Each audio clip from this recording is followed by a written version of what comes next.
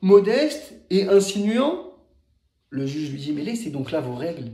Il n'y a pas d'exorde modeste et insinuant, il y a des exordes appropriés aux circonstances, à la nature du procès et au caractère de l'auditoire que vous avez en face de vous. Il faut savoir entendre cet auditoire qui est silencieux. Les traités de rhétorique ne les enseignent pas, le bon sens les trouve et le talent les exploite. Alors l'avocat se dit qu'il n'est pas fait pour ce métier-là et qu'il pense même jeter la robe. Alors le juge de lui reprendre et de lui dire « Non, non, non, non, non, voilà bien les jeunes gens, présomptueux ou abattus, toujours allant d'un extrême à l'autre. Vous réussirez, vous dis-je, mais il faudra du temps. Paris ne s'est pas bâti en un jour, on ne monte pas d'un saut à pieds joints, de l'école au Panthéon. Et il faudra avoir perdu 20 causes pour devenir un bon avocat. Comme il faut avoir tué au moins 20 malades pour devenir un bon praticien. » Laissons-lui la paternité de cette phrase. Jetez-moi au feu vos livres de rhétorique. Vous en avez tiré au collège tout ce que vous pouviez en tirer. Vous n'en avez plus besoin, désormais. Lisez les grands modèles de l'éloquence, oui. Non pour les imiter. Les temps ne sont plus les mêmes. Mais pour vous échauffer à la flamme de leur éloquence. L'étude du passé vous donnera de grandes lumières pour connaître le présent. Idée fondamentale. Savoir qu'on peut regarder les autres, qu'on peut étudier les autres, mais ce n'est jamais pour être dans l'imitation. J'ai vu par les années beaucoup trop de candidats qui cherchaient à imiter quelqu'un d'autre ou à défaut de pouvoir être authentiques dans leurs paroles, tomber dans du théâtral et du lourd et n'étaient pas simples et n'étaient pas eux-mêmes. Ici, c'est exactement les conseils qu'il nous donne. Il donne encore ce conseil qui nous était tellement cher dans les vidéos, d'être proche des lettres, proche des dictionnaires, proche des mots. Le juge dit à l'avocat ceci, écoutez bien, soyez lettrés surtout. Je sais des gens d'Europe qui n'ont dans leur bibliothèque que des livres de droit et qui s'en vantent. Se fait-on l'idée d'une barbarie pareille dans la patrie de Montesquieu?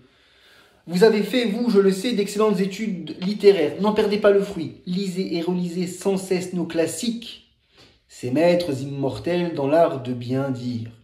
Il ne s'agit pas de plaider comme Balzac, de plaider envers comme Molière, loin s'en faut.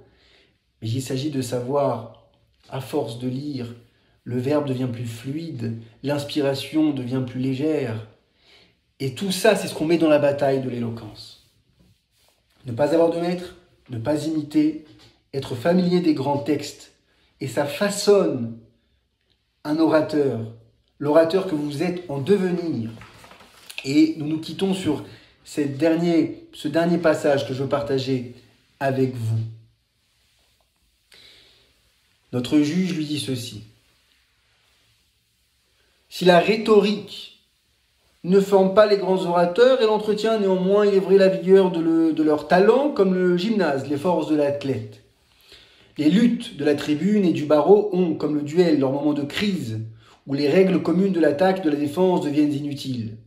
La seule vraie règle, alors, consiste à suivre son inspiration, et l'art suprême consiste à oublier l'art.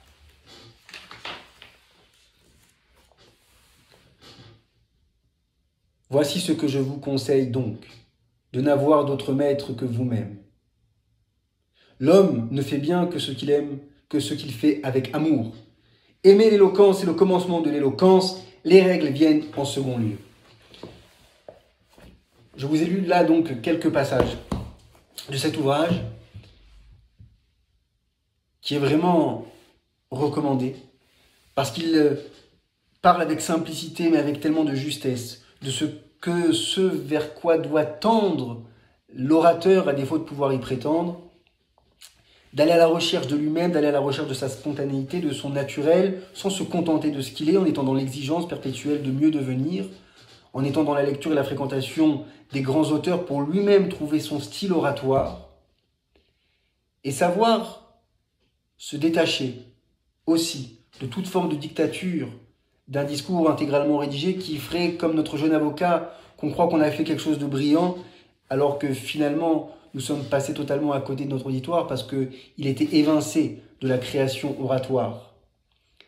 Il ne faisait pas partie intégrante du discours, nous lui avons juste restitué, déclamé ce que nous avions préparé. Et retenons pour clore cette idée si forte de Jacques Charpentier, il n'y a rien de commun entre l'éloquence et des phrases mises bout à bout sur une feuille de papier.